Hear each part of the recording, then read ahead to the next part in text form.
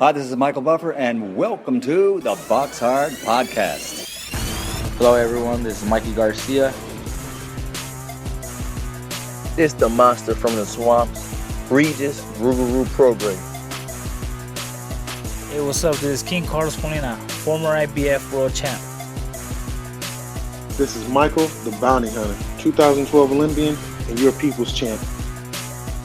This is Charlie Edwards, flyweight champion of the world.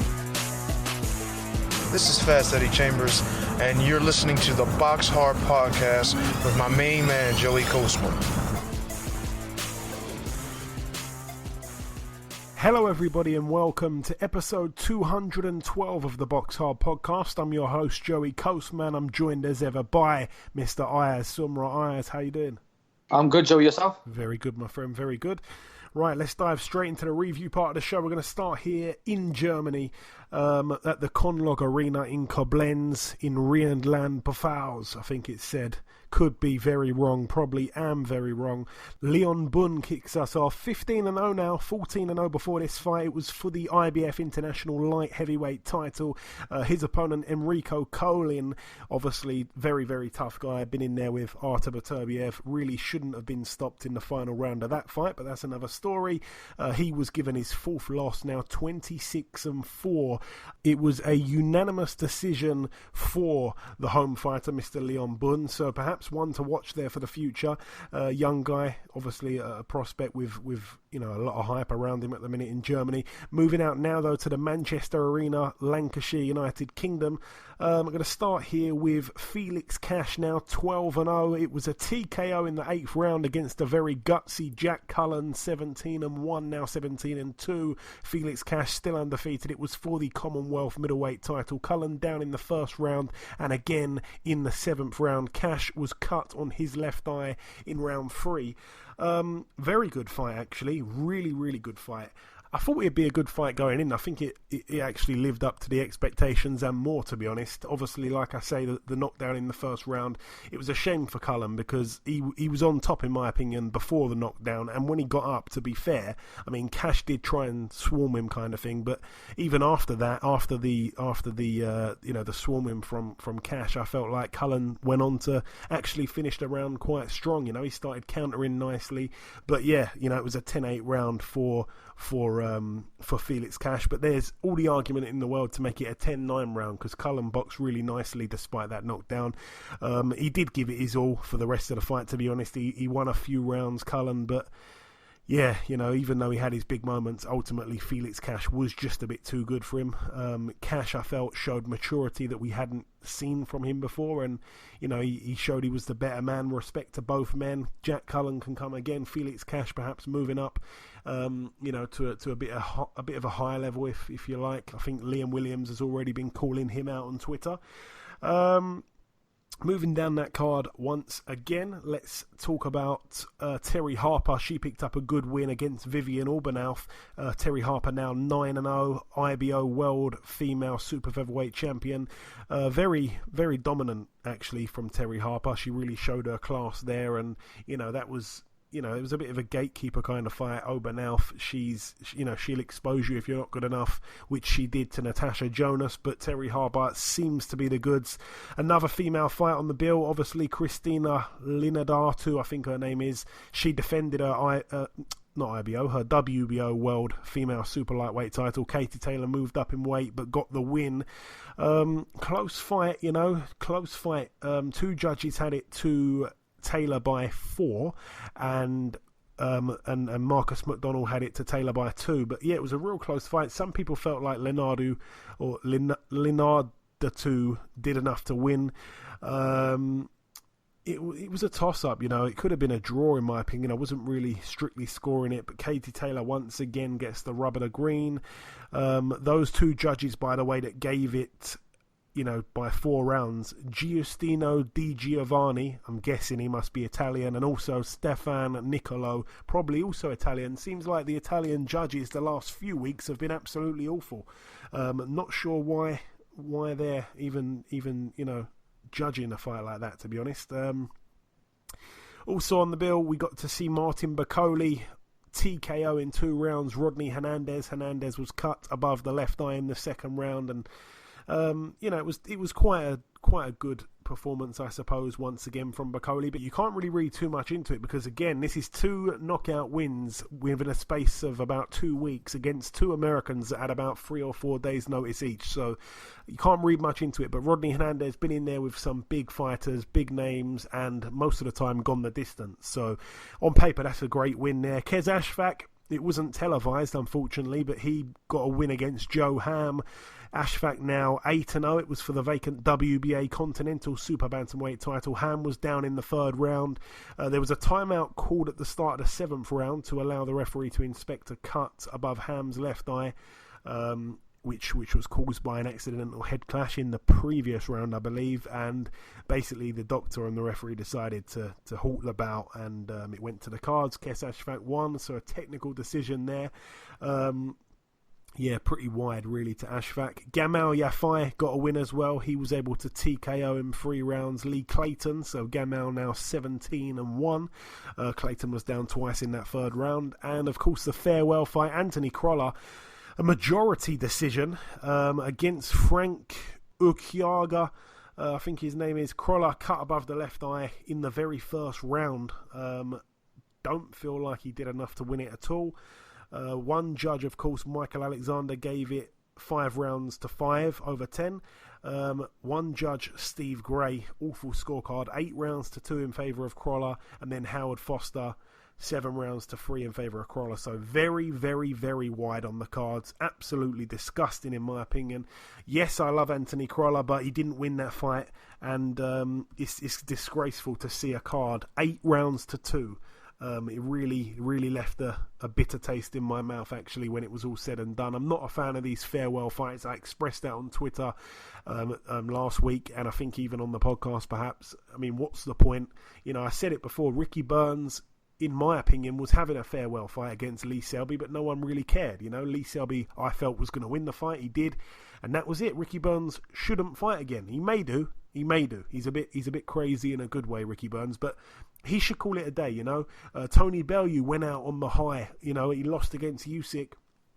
Crolla could have gone out on a high, losing against Lomachenko, the best fighter of this era that's still going on now, in my opinion, or certainly up there. But he decided to have a gimme fight, and he shouldn't have got the victory. So that was a bit wrong in my honest opinion. Ayaz, what did you make of that card? Did you watch any of that at all? Yes, I watched the Kate Taylor fight. I think the Kate Taylor fight was really interesting. Obviously, now she's become a 2-weight world champion. She's got, we can see that Cecilia Baraka, David Paysoon, it's all in the Shantan Cameron. So she's got a couple of big fights that she could look forward to in 2020 and 2021. Yes, hopefully we see those fights because they will be really interesting. Moving out now to the Dignity Health Sports Park in Carson, California. Miguel Berchelt was able to win. Very dominant he looked. A KO in the 4th round against Jason Sosa. I've got to say I was very impressed actually with Berchelt. Sosa got battered really. Friend of the show, Sosa. I did want him to win. I think I may have even said it on last week's show. Don't count him out of that because he's a good boxer, but he was down in the 2nd round and the 4th round, and his corner actually stopped the fight during the 4th. The towel came in. So a good win there for Berchelt. He extends that streak of wins, now 37-1. Of course, a big knockout puncher as well, so he gets another knockout for the books there. Also on that undercard, Alex Salcedo knocked out Rod Salka in a round. Salcedo now 29-1, Rod Salka 24-6. Moving out now to the MGM National Harbour in Oxon Hill, Maryland, USA. Javier Fortuna, win number 35 for him. He's got 2 losses and a draw. He actually TKO'd Jesus Cuellar in 2 rounds, so that's quite impressive in my opinion. Cuellar was down in the 1st and the 2nd. It was for the vacant WBC Continental Americas lightweight title. Also on that bill, Brian Castano, former world champion. He fought for the vacant WBO Intercontinental Super welterweight title against Wow Omotoso actually pulled out. He retired on his store at the end of the 5th round with a injury to his shoulder. So a stoppage win there for Castano. Again, a fighter that I want to see in some big fights. The Argentinian man, really solid amateur. Obviously boxed Lara early on in his career, and he was stripped because he didn't agreed to fight Michel Soro, I think it was, from France. So, yeah, he lost his belt without actually losing it in the ring, still undefeated, 16-0 with that one draw to Lara. Also on that card as well, Gary Antoine Russell picked up win number 12. He's now 12-0, a TKO in 2 rounds against Juan Huertas, who's now 14-3 with 1 draw. And also, Gary Antonio Russell got a knockout in the very first round. He's now 16-0. It was against Samuel Gutierrez, late notice, I think. 26 losses on his slate now. He's got 16 wins and 6 draws, Mr. Gutierrez. Moving out now, though, to the big one at the MGM Grand Garden Arena in Las Vegas, Nevada, USA. Let's start with the undercard. Evan Holyfield made his debut. Yes, it was a first-round TKO against the man who's never won a fight in his life. He was 0-1, now he's 0-2. Nick Winstead. There's a lot of kind of divide on if the stoppage was a bit too early. I initially thought it was, but then when I watched it a few times from different angles, I thought, do you know what? I don't know if they should have let him continue. So I'm a bit on the fence with it, really. Not a place I like to find myself too much on the fence, but yeah, in my opinion, was a bit. It was I can see people being annoyed with it. I can see people defending it. But unfortunately, a lot of people are just annoyed with it, so don't want to take the shine away there from Evan Holyfield. But thankfully, it didn't go to the scorecards, because I've noticed that Adelaide Bird was one of the judges for that fight, so thank God it didn't go the 4 rounds. Also on the bill, Blair Cobbs now 13-0 with 1 draw. He took on Carlos Cervantes 11-4, a retirement after 6 rounds for Cervantes. So Blair Cobbs picks up the win, still undefeated. Wasn't all his own way, though. It was for the vacant NABF welterweight title. Cobbs found himself on the deck in the very first round, a round where he was dominating, in my opinion. It's not the first time he's been down and got up and won. He's full of character, Blair Cobbs. His ring walk, the face he had on, he was angry. He was a man on a mission. And even in the post-fight interview, he came across real exciting. He fights exciting. He was down in the first round with 5 seconds to go, pretty much. I mean, he was winning it. He just lost concentration for a second. He was on the floor. I don't think he was hurt. And then, of course, the bell went. He does jump in and out of range. Sometimes he walks into shots. He can't really be doing that against the elite punchers at 147, but he's still on the come up, I suppose, Blair Cobbs. And in that 6th round, the final round of the fight, there was a knockdown. Obviously, Cobbs was able to knock his opponent down early on in the round. It was a big right hook, and his opponent, got retired by his corner at the end of round 6. He signalled to his torso. Perhaps he had a broken rib. I think it kind of got lost in translation, but it doesn't really matter. Moving up the card once again, we got to see Sinisa Estrada, I think her name is. She's now 18-0. I believe she moved up in weight for Marlene Esparza, who's now 7-1. Both girls were undefeated. There was a lot of bad blood. It was for the interim WBA World Female Flyweight title. Ended up being wide on the cards for Estrada, and it was a disgusting cut on Esparza's head, and it ended up going to the card. So a technical decision there in round 9 of a scheduled 10. Also on the bill, Ryan Garcia, now 19-0. Very, very impressive when he beat Romero Duno. Obviously, I got the story a little bit wrong on last week's show. I said that, the rematch was on. It wasn't I said it got rescheduled. But it wasn't really a case of being rescheduled. What basically happened is Ryan Garcia was supposed to box on a particular weekend. So was Duno. They both had different opponents, and then Garcia's opponent pulled out last minute. So they said, lots of people have bought tickets to see you, Ryan. Why don't you just fight Duno, and we'll just tell his opponent, sorry, but Duno's now stepping up to fight Garcia. Garcia's team didn't want to take that fight on a couple of days' notice because they felt like they had much more to lose than Duno. So people were saying he's ducking Duno. Duno's going to beat him and stuff like that. So Ryan Garcia, credit to him, said, do you know what? Let's make the fight. Let's give each other proper notice. Let's make the fight. And he went and had the fight. It was for the vacant WBC Super-Lightweight title and the WBO NABO Lightweight title. And Garcia got it all done in a round. So very impressive there. Very, very impressive. Romero Duno now 21-2. Ryan Garcia, I've never doubted that he's got true talent, because people look at these pad videos And, the fact that he gets loads and loads of women, and it riles people up. People say, yeah, he's just doing this for the likes, for the retweets. He's just the Instagram boxer, stuff like that.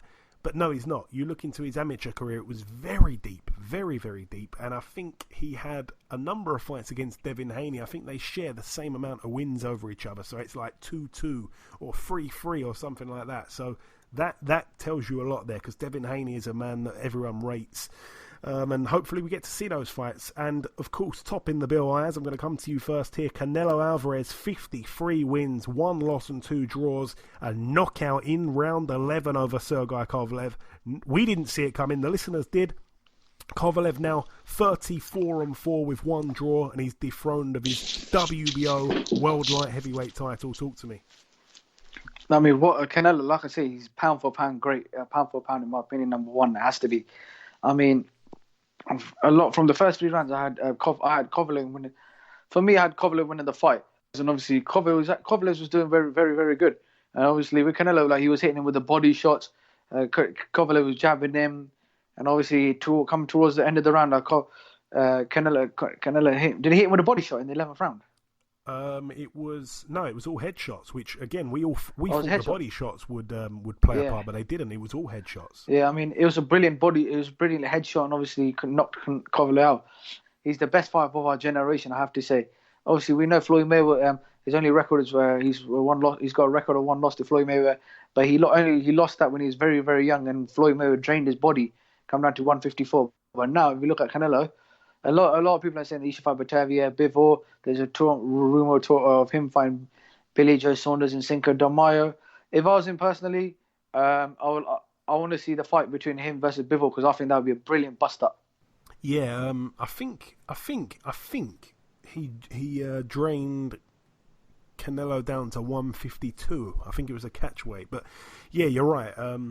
People have been tweeting this week saying it just goes to show how good Floyd was.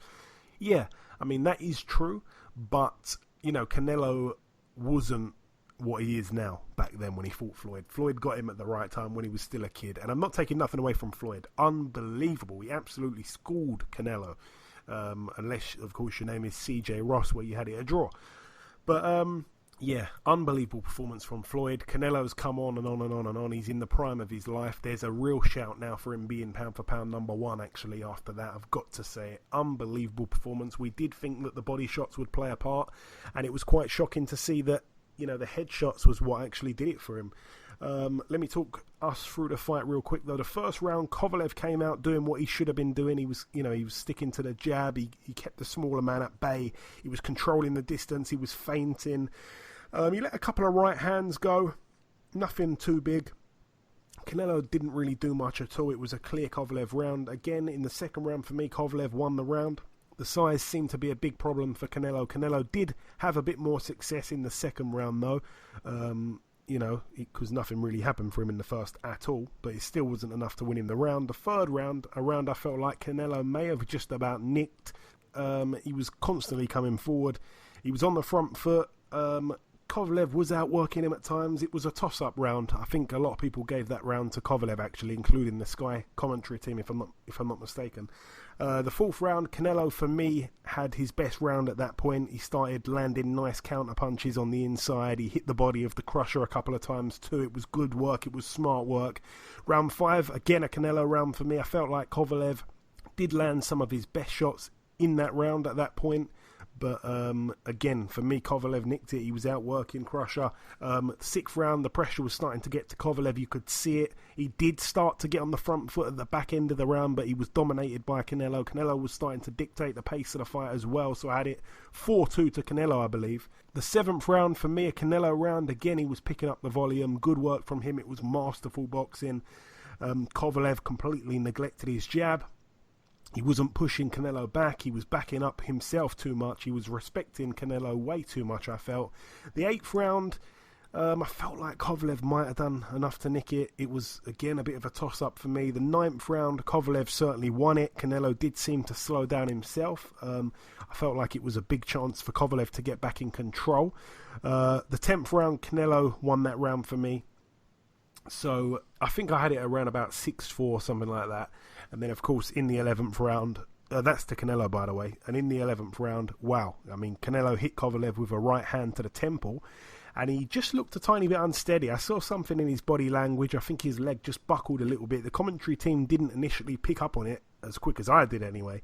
And I wasn't even sure that Canelo did. But then, boom, Canelo threw a massive left hook to the chin of Kovalev, and he was literally out on his feet. And Canelo landed a right hand at free will to send Kovalev crashing down to the canvas, and the referee Russell Mora waved it off straight away. I was gutted for Kovalev, to be honest. I wanted to see him, get a good win.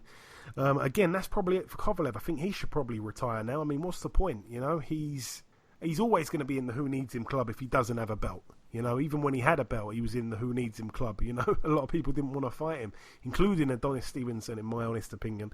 But, I mean, who's going to want to fight him now? I mean, what does he do? He hasn't got a belt now. He's going to be the B-side.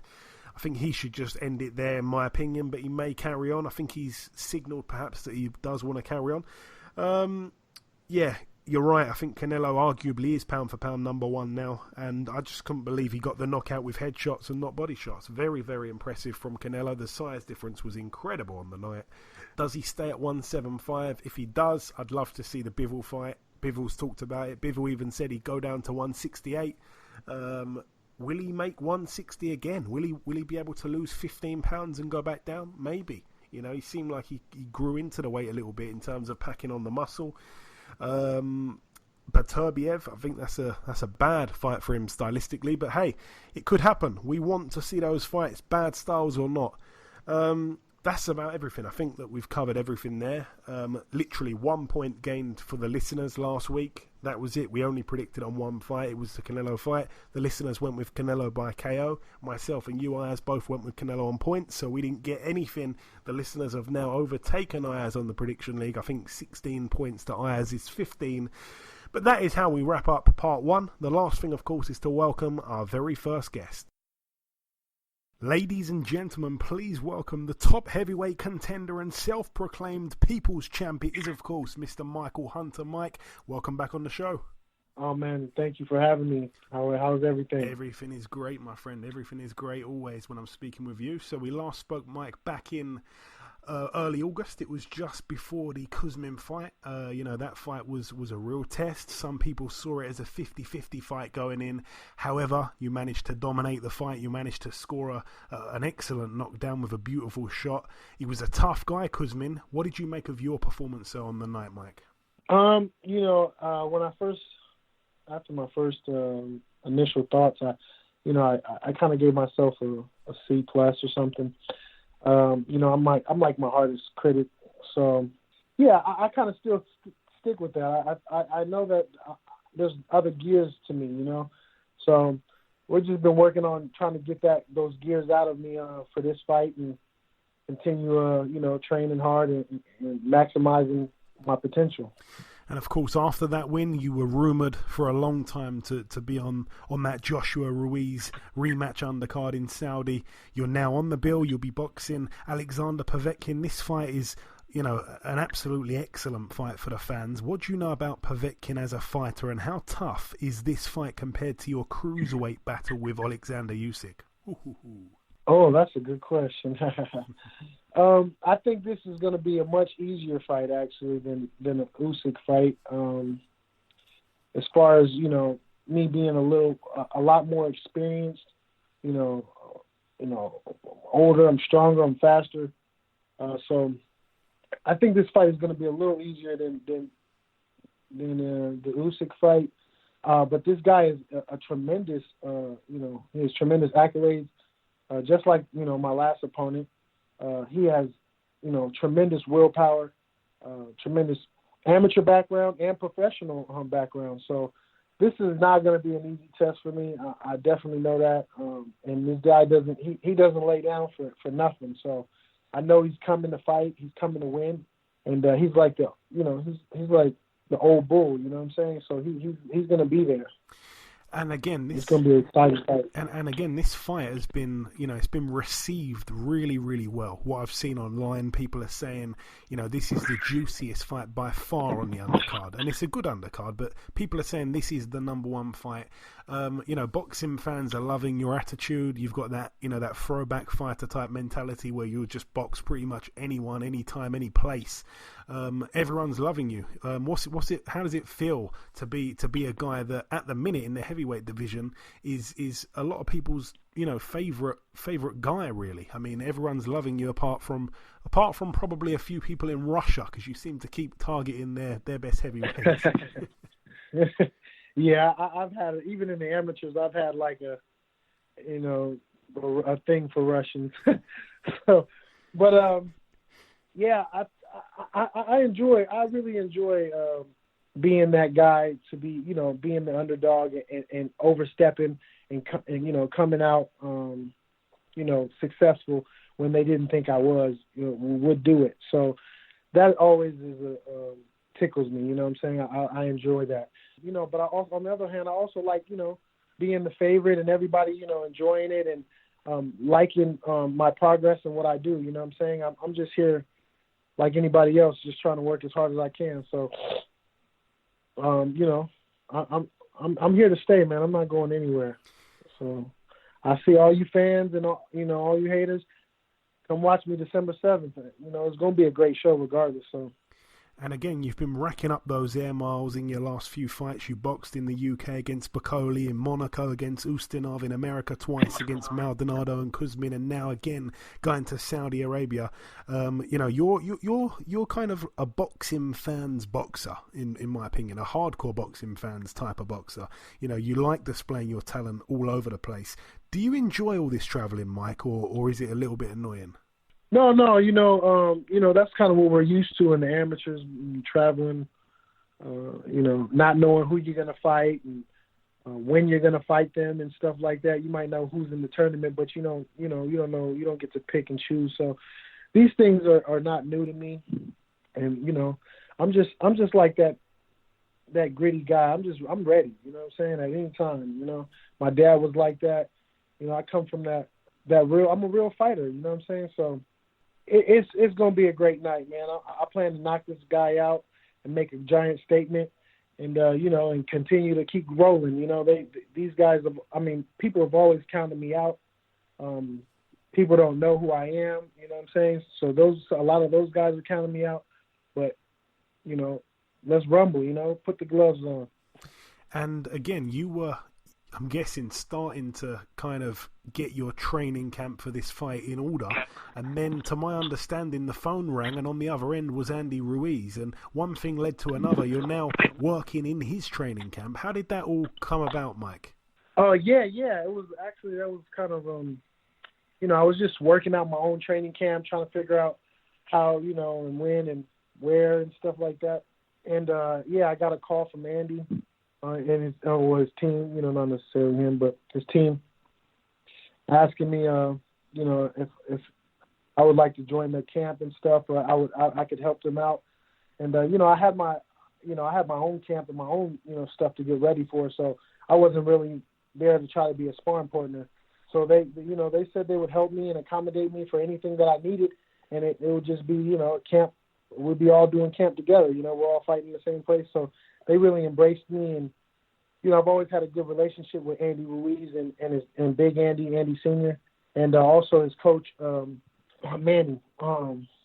So I guess it was just a good fit for them and also us too. So it's far away from from my home and so it gives us a good.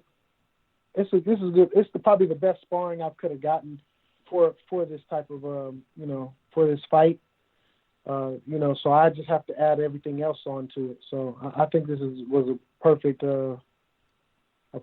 It just worked out perfectly. I think Andy's very similar to Povetkin as far as the approach. There's some things that are slightly different, but I can get some of the same looks from Andy Ruiz that I'm going to be seeing from Povetkin. So I think it was just a perfect fit, and it was very easy to make it, especially when they embraced me like they did. So. And how does Andy look in his preparations for this rematch? Obviously, everyone's talking about he's in much better looking shape now. How is he looking in the build up to this second fight?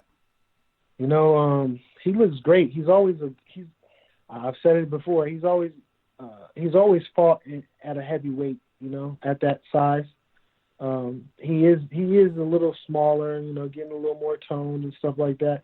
I heard Anthony is trying to lose some weight, taking Andre Ward and other people's advice of trying to stop bulking and stuff. So I think it's gonna go well with Andy Ruiz's plan is to drop a little weight as well, so he can get the speed. I think they bulked up in the last fight because of the weight, and they knew Anthony was going to be big. So I think it goes right along with the plans. It's just perfect.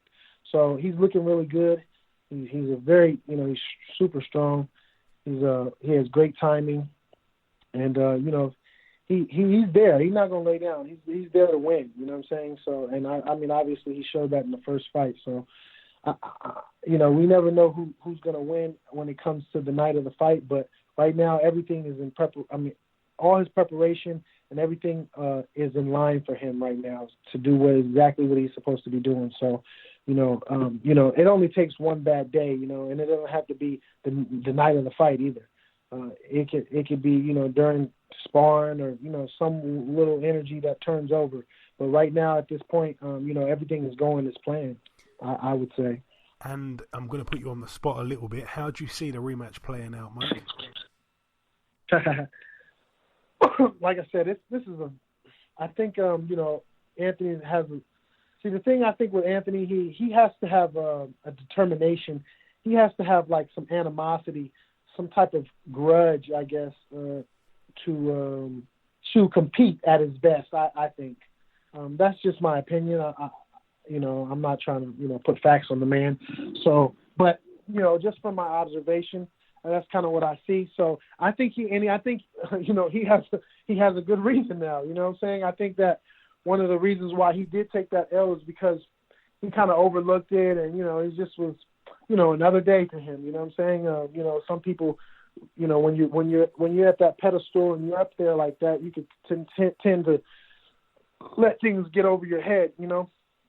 Even if you're still working hard and you're still a humble person, so certain things could slip through the cracks. So I think this fight is definitely going to be a very different fight than the first one, but I can see it playing out the same way. You know what I'm saying? There's a lot of different things that, as far as, it depends on, who's going to implement the game plan the night of the fight. You know what I'm saying? All the preparation and all that stuff is there to, to continue with the game plan, but, everybody got a plan until they get hit, so we'll see. And talking, I really can't call it this one. Okay, that's cool. The last time I kind of was favoring. To me, I kept talking about Andy Ruiz, but I kind of was favoring Anthony Joshua because of everybody's forced opinions. But I did see that he wasn't going to be laying down Andy Ruiz, and it wasn't going to be an easy fight. So, but this time I really think that if Anthony Joshua sticks to making it nice and easy for himself, then he could prevail. So, but you never know. It's very hard to say with all the pressure and all these things that are going on. You don't know how the guy is taking it, and I think it's kind of really up to Anthony as far as his attitude and his mentality that night of the fight. Yeah, I mean, like I say, a brilliant fight to cap off what's been a great year in boxing. But yeah, you were one of the few guys that really did give Andy a big shot in the first fight, despite what everyone said. Coming down to the last real question now, Mike, talking of rematches, Deontay Wilder versus Luis Ortiz, number 2, November 23rd. Are you happy that the rematch is happening in that fight, or are you not really interested in seeing that again? I could take it or leave it. Actually, I'm on the fence. You know, I'm happy for Ortiz that he gets another shot. You know, I don't know how long it's been since the last fight, but it's been at least a year. You know, and when you get to the age that he's at, which nobody really knows, but when you get to the age, we know he's old though. When you get about that age, you know, every day counts. You know, every year is a big year. So this could either be his big bang or his big bang. He could be out of there. So you never really know. You know, some fighters, we supposedly get old in the night of in one day. So I think, you know, as far as the energy and tenacity and, you know, liveliness, I think Deontay, I mean, he should be able to pull it off. He's already pulled it off one time, and you know, so he's even more confident than ever. And it's hard to break that once you've you know what I'm saying, once you know you have that inside you. And he Deontay he goes off of his confidence anyway. He goes off of his confidence and his ego. So you know, it's gonna be hard to beat him that night. I think Deontay. I give Deontay the edge just a little bit on this one. Yeah, I think I agree. You got to give him the edge. Part of me respects him a lot for taking a risky fight, whereas, you know, Tyson Fury's had a couple of kind of, well, you know, they've been almost gimme fights, if you like, and lately he's been fighting in the WWE. So I do give Deontay a lot of credit for taking a risky fight, but at the same time I'm a bit like, what's really the point? I mean, you know, Ortiz had some great moments, but he didn't put Deontay down. Deontay, to his credit, stayed on his feet and got the job done. So I'm a bit on the fence like yourself. But finally, Mike, just before I let you go, any closing words to our listeners? Like you know, there's loads and loads and loads of Hunter admirers over here. What's your message to your fans that will be tuning in December 7th and of course backing you for the win? Well, eat your vegetables. Eat your vegetables and watch your boy, you know, plant-based fighter kick some butt December 7th. You know, follow me on my Instagram and look out for, you know, December 7th and watch me put on a great performance. Absolutely. Listen, Mike, it is always a pleasure catching up with you, my friend. You know that. Best of luck for December 7th in Saudi Arabia, and I'm sure that we'll catch up sometime after the fight. Yep. Thank you for having me. Okay, now it's time for part 2 on this week's show. Just before we get into that, let's go to you, Ayaz, with the latest news. The latest news that Nicola Adams has retired from boxing. Yeah, a bit of a shock, really. Firstly, her amateur boxing career is just unbelievable. Absolutely fantastic, you know. To win 2 gold medals in boxing was amazing. She had a high profile. She had some good sponsors. Obviously, she was on a load of panel shows and stuff. She comes across great all the time. I really was a massive fan of hers. Obviously, she turned pro. She had a few problems outside of the ring. In 2018 of last year, she boxed Isabel Milan for the interim WBO World Female Flyweight title. She won the fight. She didn't have it all her own way. She won the fight unanimously, though, and that was for the interim belt. Then, of course, you know, she ended up getting elevated to the full champion when the full champion, for some reason, didn't defend her belt. It seemed a little bit weird. I'm not sure why a woman would want to just vacate her title like that and not have a big fight against Nicola Adams. Never really made sense.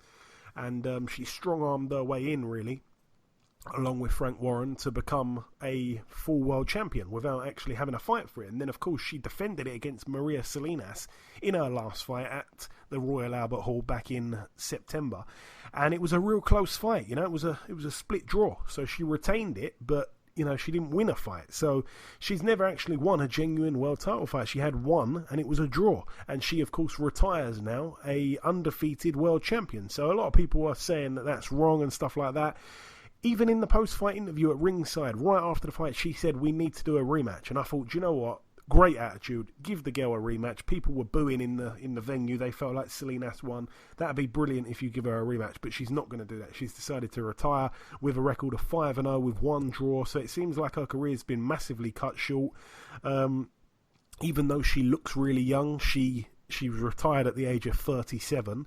But it's just a shame because you've got to say she's probably an underachiever because she had a really bright future. You felt like she'd probably win a world title, perhaps even clear out a division. She had quite a weak division, I felt, if I remember correctly. I think is it flyweight or super flyweight she was boxing at. So just seems a real shame. It really does seem a right shame. So I felt she'd move through the weights, be very active, but I haven't read her full statement. I don't know if an injury has forced her to do this or her love of boxing's gone. I don't know. But we wish her the best. She, like I say, always came across good. And, it's just a shame, really, that we didn't get to see the rematch. I hope that Salinas gets to fight for the vacant belt in the near future because I felt like she certainly deserved another shot for sure. The next news is that WBC Super Bantamweight champion Ray Vargas and flyweight mandatory Julio Cesar Martinez have tested positive for minutes trace elements of clenbuterol in VADA tests. However, the WBC have decided not to take no action as they believe it was due to contaminated Mexican meat, as with Canelo in 2018. Yes, very bad news. That kind of throws into question Charlie Edwards' no contest fight, obviously against Martinez. He tested positive, so Charlie's come out and said, yeah, I knew he was on the stuff. Andrew Selby obviously lost to Martinez as well, so it kind of throws his defeat into question. Ray Vargas, a brilliant fighter, such a long undefeated streak for him. It throws it all into question, so it's terrible. I mean, if it's in your system, in my opinion, you should be banned. It's up to you, it's up to you what's in your system. It's down to you. You should have to pay the price. It was a minute finding, okay, but it's not good enough. This Mexican meat thing. It seems like if you're Mexican, then you can get away with it. It's really wrong. But I don't really know enough about the situation and stuff like that. I just feel for people like Charlie Edwards and for Andrew Selby and Ray Vargas, obviously former opponent of Gavin McDonnell, even though he beat Gavin McDonnell fairly comfortably. You got to feel for these guys who have probably been fighting on an unlevel playing field.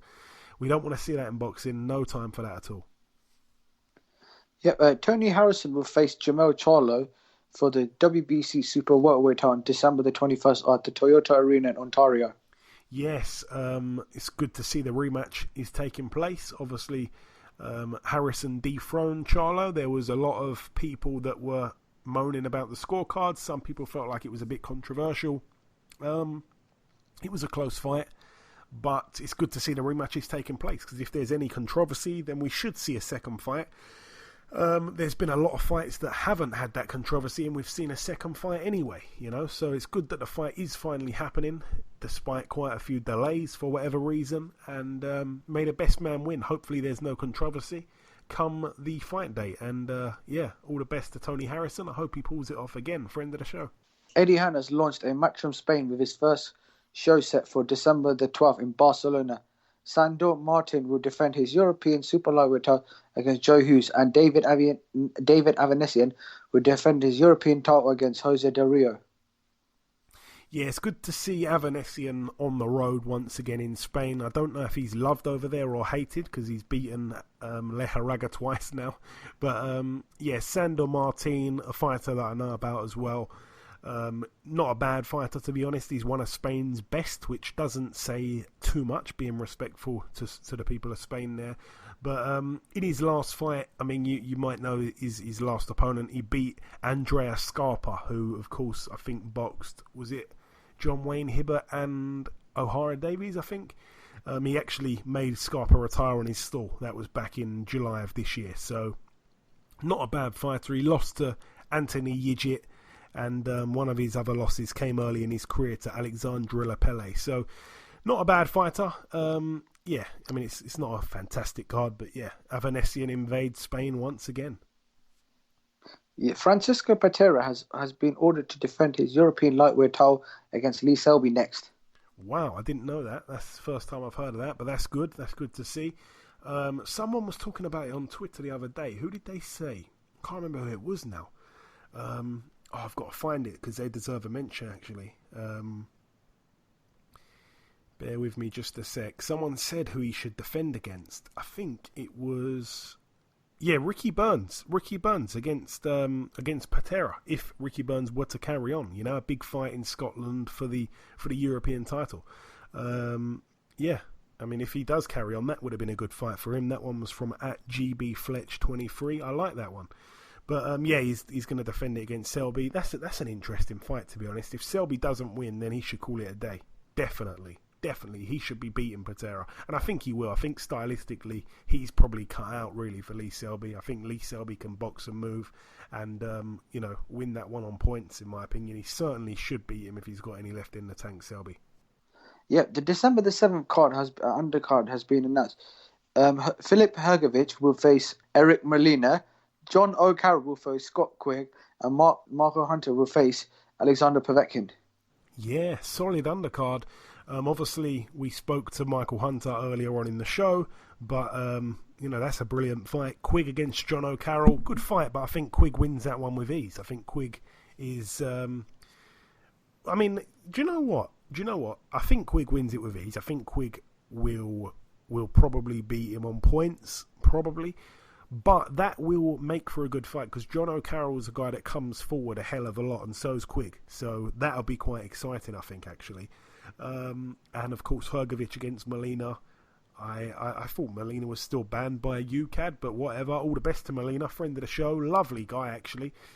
For those that may not know, while he was getting ready to fight Deontay Wilder in the biggest fight of his life, he was still attending the school where he's a teacher at for disabled kids. So he may even still be a teacher at the school. He's dedicated a lot of his life to being a teacher for disabled children. So good guy, Eric Molina, and he always gets my respect. I'd love him to beat Hrgović, but of course Hrgović looks a little bit special in my opinion. Any other news, Ayaz? Elida Alvarez will face Michael Seals in a light heavyweight clash on January the 18th at Turning Stone in Verona, New York. Yeah, the Turning Stone Resort and Casino. Elida Alvarez, since losing to Kovalev, hasn't done anything. That was earlier this year. That's going to be his one fight of 2019 because this fight that you're mentioning happens, like you say, January 18th, 2020. Sounds crazy to be talking about fights in 2020 already, but we're nearly there. Amazing how quick this year's gone. So yeah, Alvarez looks to get back in the ring there. He takes on Michael Seals. I think Alvarez should have way too much for him. We forget that because I was looking at Seals and he's 37 years of age. And I think, wow, that's pretty old. But then you look and Elida Alvarez is 35 himself. Do you know what I mean? So both guys combined age of 72. But yeah, Michael Seals, he's a big puncher, but I don't think he will have anything to really pose a threat to Elida Alvarez. I mean, he's been in there with Edwin Rodriguez and got knocked out in 3 rounds, so I think, Alvarez is a bit above the likes of Rodriguez, in my opinion. Is that everything for the news, Ayaz, or? Yep, that's it for the news. Okay, thank you very much. Ayaz, moving on to the preview part of the show now. Saturday at the St Mary's Band Club, I think it's happening in New South Wales, Australia. Lucas Brown, former heavyweight world champion, 28-2. He's in a 4-rounder against John Hoput, who is 12-6. This one is, I cannot stress it enough, this one is an absolutely excellent card. Shout out to Lee Eaton of MTK. This one takes place at the York Hall in Bethnal Green, London. It's a complete sellout, but you'll have to watch it on ESPN Plus or on IFL TV. On the undercard, George Fox, the son of Don Charles, 2-0. He's in a 4-rounder against Artur Kubiak, who's 2-3. Daniel Egbanike, I saw him the other day when I was driving. He was on the pavement walking. Anyway, he's 5-0. He fights for the vacant Southern Area Super-Lightweight title against Billy Allington, who's 8-0 with 2 draws. Great fight. Danny Dignam, 11-0, steps up against Conrad Cummins, 17-3 with 1 draw. That one's for the vacant WBO European middleweight title. Excellent fight. Liam Walsh, 22-1. Again, that one lost to Gervonta Davis. I was ringside for that one. It's for the vacant WBO European lightweight title against Maxie Hughes, 19-4 with 2 draws. Very, very good fight, that one. Michael McKinson, 17-0. He's got a world ranking, I think, with a WBC, I think it is. He's in a 10-rounder against another guy who's ranked, I think it's a couple places above him in the same ranking. So I think it's I think they're both ranked with the WBC. If it's not the WBC, then it's the WBO or the IBF or the WBA. It's one of the governing bodies anyway. It's like number 5 against number 2 in the same rankings here. And the guy I'm talking about, ranked number 2 or whatever, Luis Veron, 17-0 also, but with 2 draws. That's a 10-rounder there. So brilliant fights, brilliant 50-50 fights just mentioned. And also to top it off, Chantel Cameron, 11-0. She takes on Anahi, I think it is. Anahi Esther Sanchez, 19-4 over 10 2-minute rounds. That name may ring a bell, and that is because she's been in there with a couple of other ladies that are at the very top of their game, including, of course, Katie Taylor that we mentioned earlier on in the show. But yeah, Anahi Sanchez, bit of a puncher actually, to be honest, for women's boxing. She's also shared the ring with Jessica McCaskill earlier this year as well. But yeah, you'd expect, and also Eva Wallstrom. She's a former world champion herself. She held the IBF belt at super feather. But yeah, you'd expect if she is the goods, which I think she is, then you'd expect Chantel Cameron to win well. Wham Bam Shan, I love that nickname. I'm a big fan of hers, by the way. Moving out now to the Chansey Park, I think it said, in Fresno, California, USA. Friend of the show, friend of everyone's. He's one of the very best guys in the sport. Jamel Herring, 20-2. It's for his WBO World Super Featherweight title against Lamont Roach Jr., 19-0 with 1 draw. Undefeated Lamont Roach Jr., very, very good amateur. Great fight, actually, that one. It's gone under the radar, obviously, with other fights taking place and stuff like that. But trust me, that's a great, great fight. That one could go either way. I hope that Herring does get the job done. It's that same fight card where Herring's giving away loads and loads of tickets to military personnel and stuff like that. On the undercard of that, we get to see Kubrat Pulev, 27-1, take on Rydell Booker, 26-2 over 10. Also on the card, we get to see Amir Imam take on Marcos Majica, and Jose Ramirez, obviously the gold medalist. He turned pro, and on his debut he lost a split decision over 4 rounds. He bounces back against Fernando Dianda, who's actually 2-1, so that could be interesting. Got to watch Jose Ramirez. It's shocking what's happened since he's turned pro. Moving out now, of course, to the Staples Center in LA, California, USA. Let's start with the undercard. We've got Nikita Ababi, 7-0. He's in a 6-rounder against Jonathan Batista, 19-15. Diego Pacheco, 6-0. He's in a 6-rounder against Aaron Casper, who's 5-3. Billy Joe Saunders, 28-0, takes on Marcelo Cosares, who's 28-0 with 1 draw. Of course, that's for Billy Joe's WBO World Super Middleweight title. I think we talked about this fight before. I said it's a bad fight. You know, I know that this guy is in the rankings or whatever. I think he's in the rankings anyway. I'm not sure if he is, to be completely honest. He's not a great fighter, you know, a very, very padded record.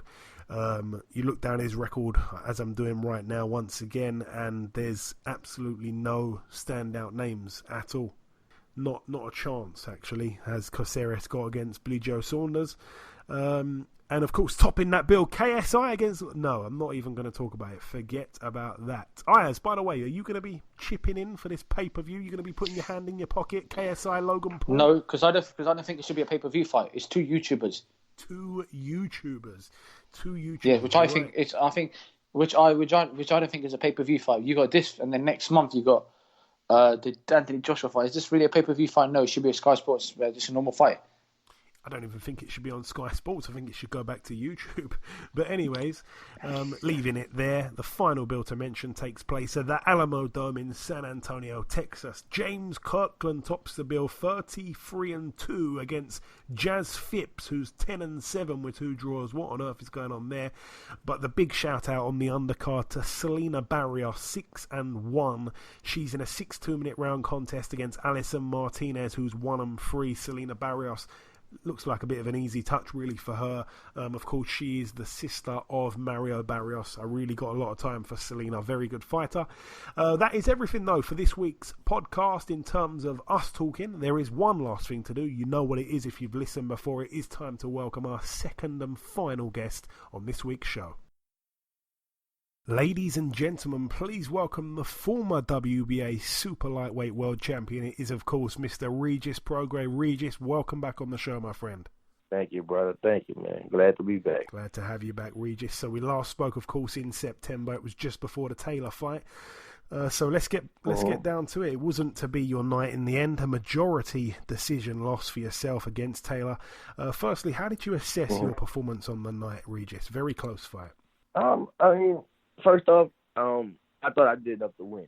First off, I don't, like usually, like when a person takes a loss, they hold their head down and they mope around. They don't show their face and stuff. For me, it's not like that. Like I really felt like I won the fight, and I didn't get it. I'm not, even after the fight, I got on, and I was just like, the better man won, and I still feel like that. I still felt like I won, but he got a decision, and I'm not a sore loser. I won't get on and I won't say, y'all cheated me, y'all robbed me. I know it was a close fight. I thought I did enough to win. I heard him a few times.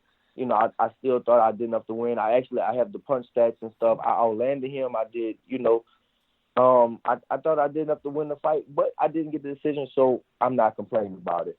But as far as the fight went, man, I just felt like I let it slip out my hands because I had him buzzed, I had him hurt, I had clothes, and I just felt like, I let the fight go. I fought the wrong fight, especially in the middle rounds. I fought the wrong type of fight. I played into his hands. Like I stayed in. Well, even before that, like the earlier rounds, like I was outboxing him easy. It was real easy for me. I was outboxing him. I was standing outside. I was hitting him. He couldn't really touch me. He couldn't touch my head movement and stuff like that. But then I remember he put his hands up. He brought it to me real hard, and we started fighting. We started fighting on the inside a lot. And I remember going back to the corner, and I told my coach, he can't hurt me. Like, don't get me wrong, he's strong, he hit hard, but I was like, he cannot hurt me. So for me, if you can't hurt me, I can take your punches all day, which is not a smart thing to do. Of course, it was a brave fight, but it wasn't a smart to do that, because I was just letting him hit. Most of the time, I was just letting him hit me because I knew he couldn't hurt me. So, but that, like I said, I think he gained momentum when he was doing that. But that was like kind of my plan, just to let him, let's stay on the inside. We're gonna trade on the inside. And I thought he was going to wear down. I thought he was really going to wear down. I thought he was going to get tired, and then I was going to take him out in the late rounds. I really thought I was going to stop him.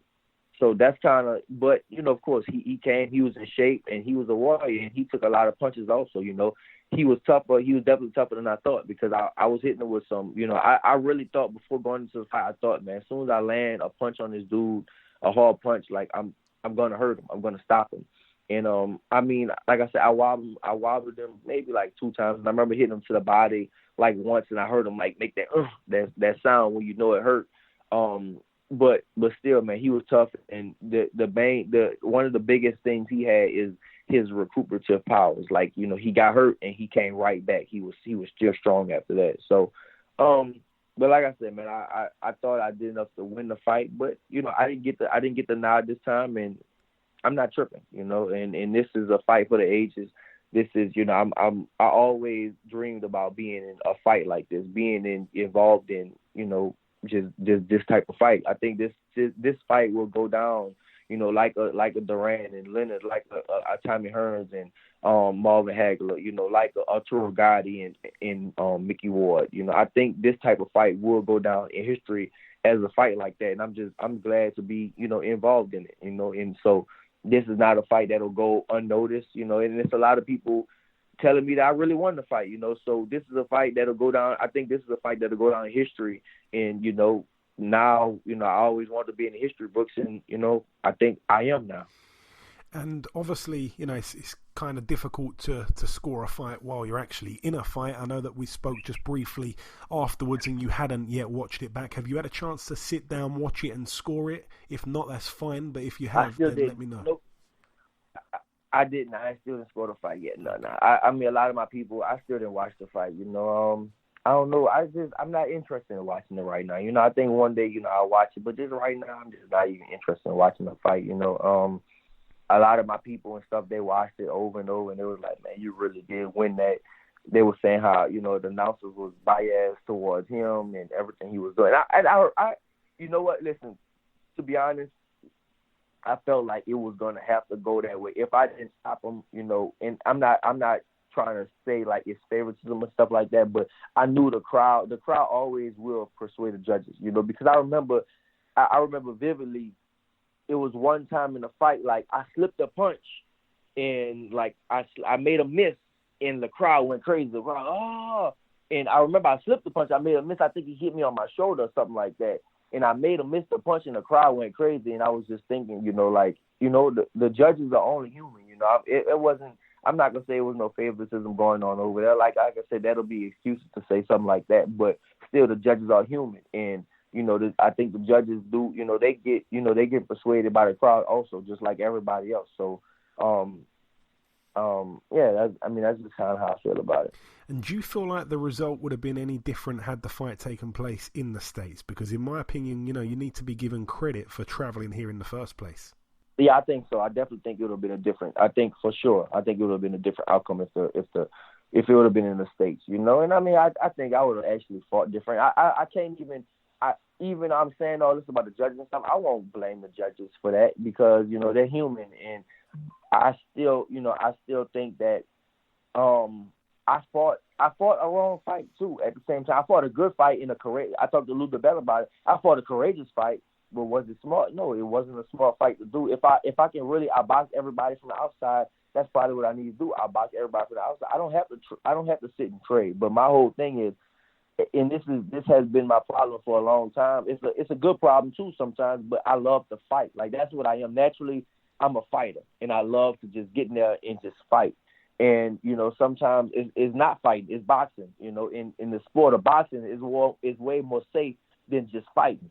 But that's just me is in my heart. That's what I love to do. I just love to just fight, and that's me, But I think if it was in the States, it would have been a different outcome. But it would have been a different outlook on me, period. And I was just like I said, I just got to follow my daddy, and we were talking about some things. But this training camp, it was just a lot of stuff going on with me. And like I said, no excuses, but I just wasn't comfortable. I always. Ever since I came up, my training camps has always been at home. Always, I was always comfortable. I know a lot of fighters they might travel and they might go away from training camp, away from their families. But me, I have to be at home. I just feel good when I'm at home. And I wasn't home for like a month and a half because I came to LA. I started my training camp at home in LA for 3 weeks, and then I went to Houston for 2 weeks, which I wasn't comfortable, and then I went to London, in which I was really uncomfortable out there, for the other 3 weeks, and then of course I stayed a few days after the fight. So it was just it was a lot of things going on, but I think that if it would have been the States, it probably definitely would have been a little better. Just mentally, it would have been better, and I won't even say about the judges, but just mentally on my part, it would have been better. Yeah, I mean. that 117-112 scorecard is just unbelievable, shocking.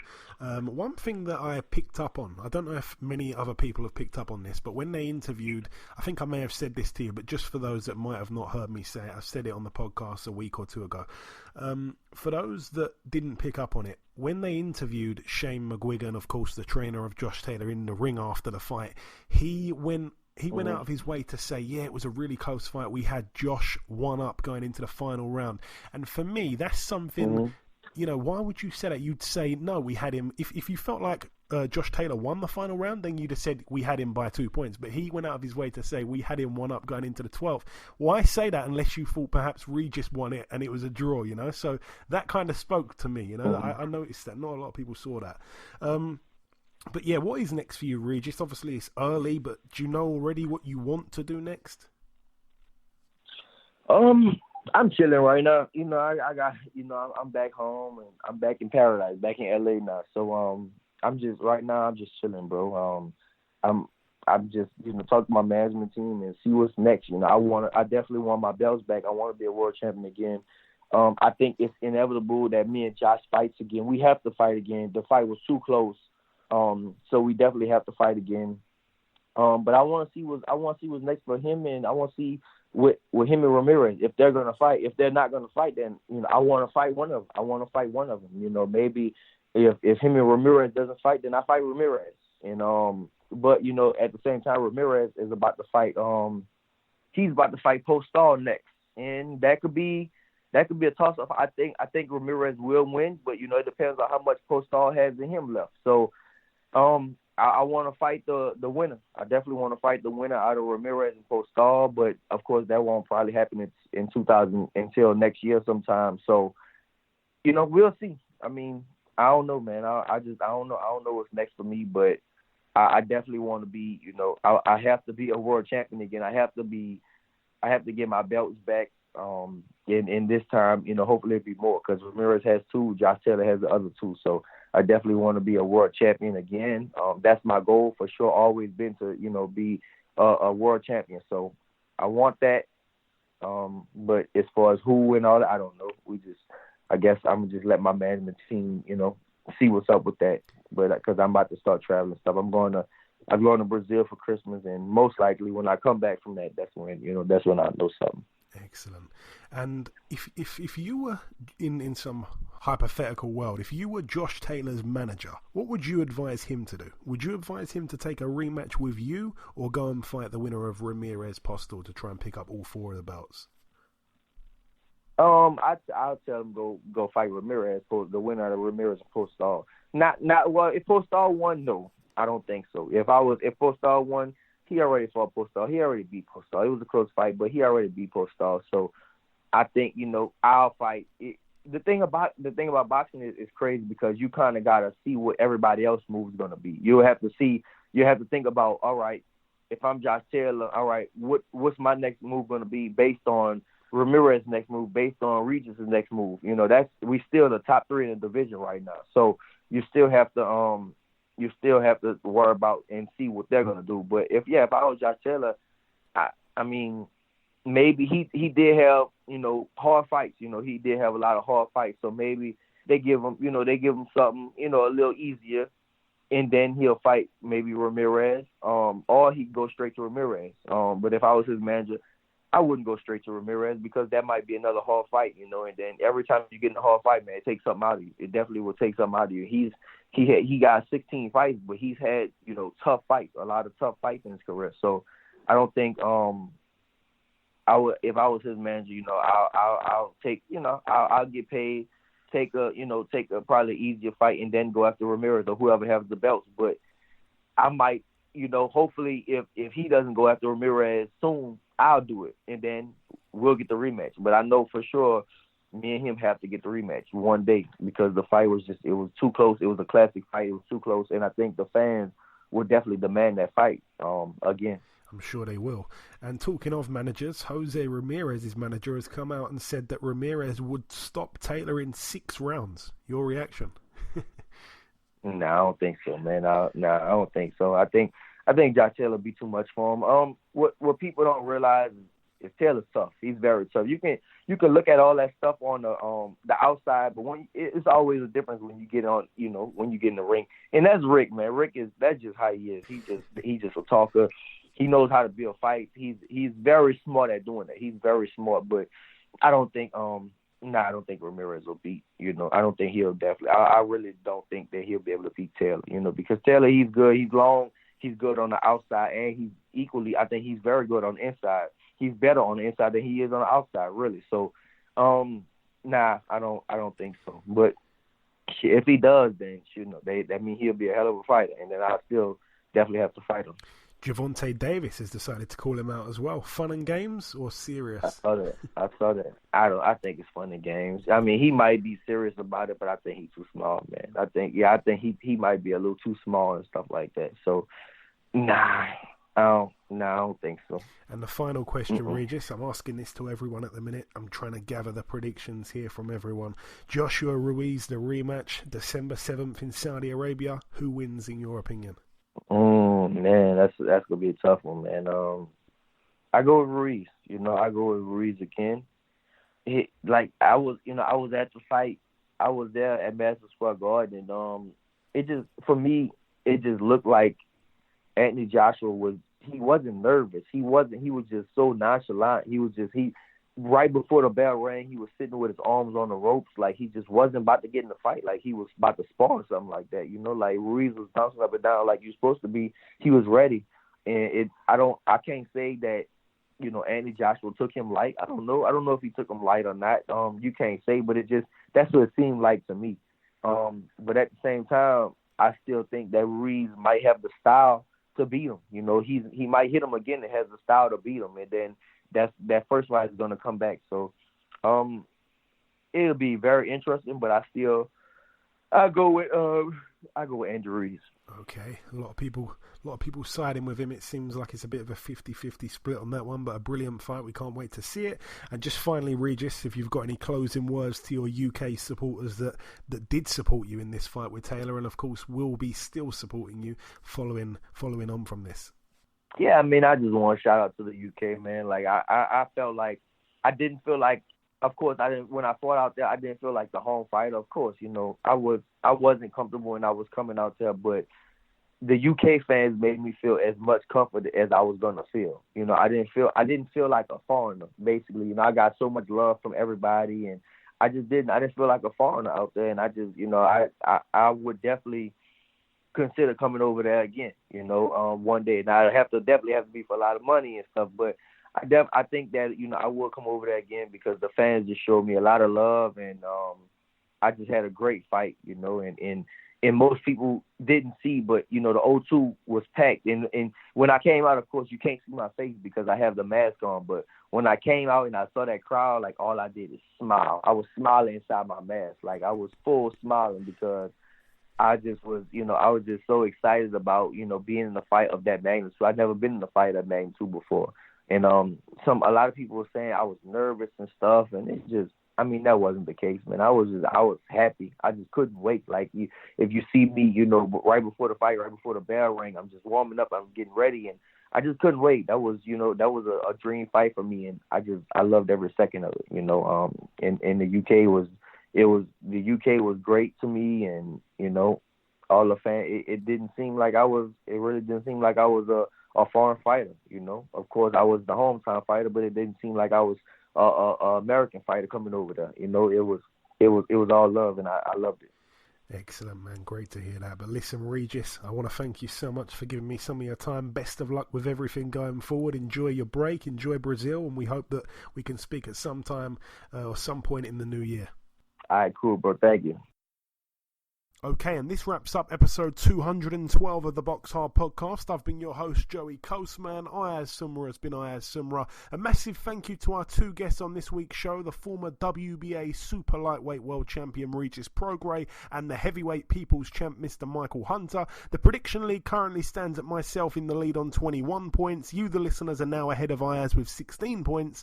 And of course, Ayaz is tracking at the back, last place with 15 points. One fight that of course was missed from the review part of the show was the card that took place in Japan. The reason why we missed it out of the review part of the show is because the fight hadn't yet happened. It obviously happened earlier today, and when we recorded the review part, which I think was on Tuesday, the fight hadn't happened. But I'm just going to give my little assessment of it here. The first round I felt was a great opening round. It started off a little bit cagey, but then it started to really heat up. Both men were exchanging. Both men were happy to trade. Nonito took some big shots, seemingly without a problem. Nonito got through with some nice shots of his own, some lovely left hooks. Nonito seemed unfazed by the whole thing. It was excellent to see. The second round, a Nonito Donaire round for me, he was applying that pressure. He was pushing the younger man back. He was old man in him. He was using his experience. He made Inoue hold on for a second in the round, probably for the first time in his career. And he landed a lovely left hook on the button of Inoue, but Inoue took it. Credit to him. He showed a great chin. Inoue was cut as well in that second round, I think, from his eye and his nose. Donaire just showing the massive set of balls that he has.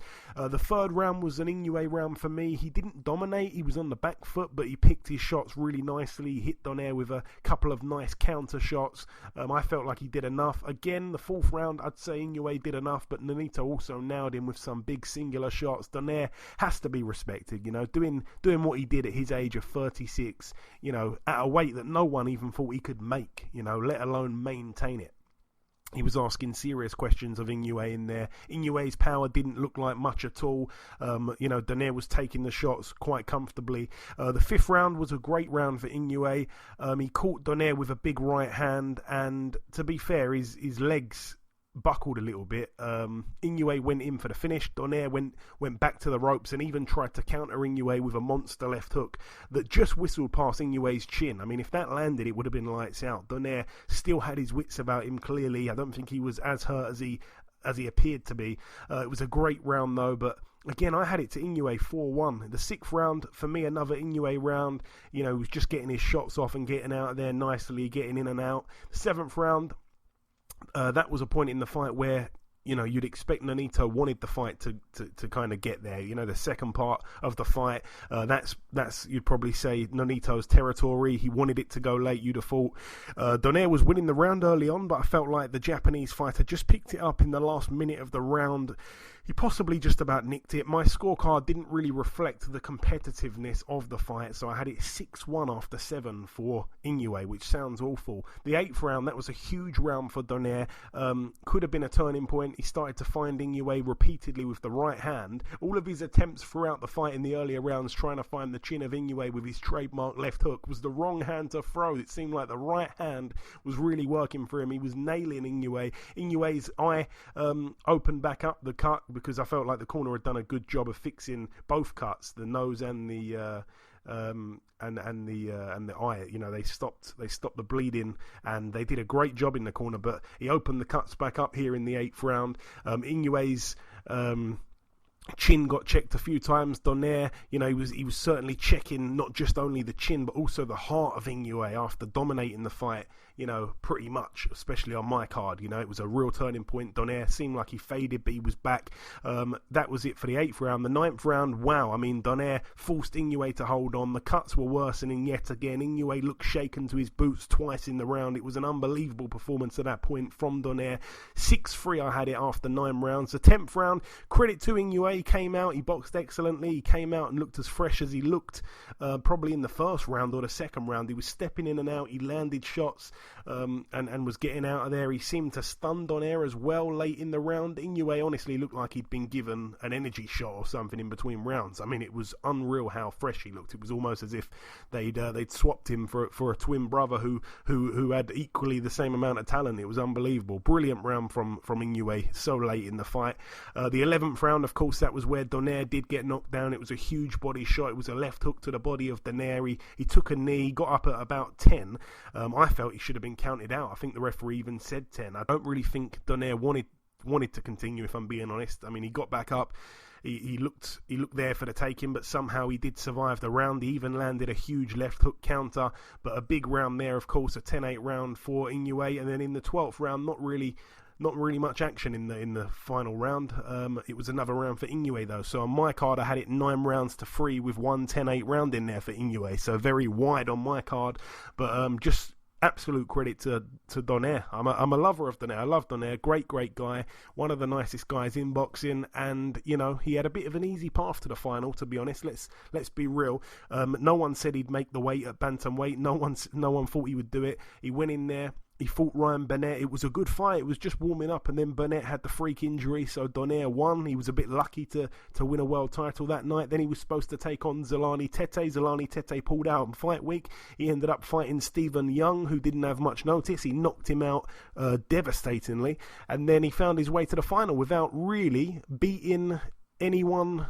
He didn't really beat Burnett convincingly because of the injury. He didn't get to fight Tete. Those were mouth-watering fights. He saw himself in Japan on a Thursday, against the monster that is Inoue, and he put on a brilliant fight. He showed us all that he was a worthy finalist, and I think he solidifies himself. He should stay at bantamweight because he's a real problem. He probably beats anyone at that weight aside from Inoue.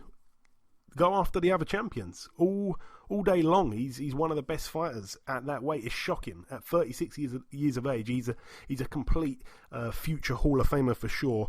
But yeah, that was my assessment of the fight itself. Of course, there has been one or two pieces of news as well that have broken whilst we've been recording the show. Daniel Dubois will be fighting on December 21st at the Copperbox Arena. His opponent has now been named. It's Kayataro Fujimoto of Japan.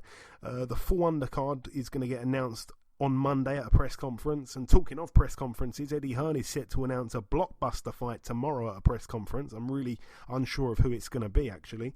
And also, following Inoue's win over Donaire, he actually signed a contract. He needed to get the win for it to be triggered, but he's now signed to Top Rank. He's going to fight 3 times in 2020, including 2 fights in America at the start of the year, and then I think he's going to have a homecoming fight at the end of the year in Japan.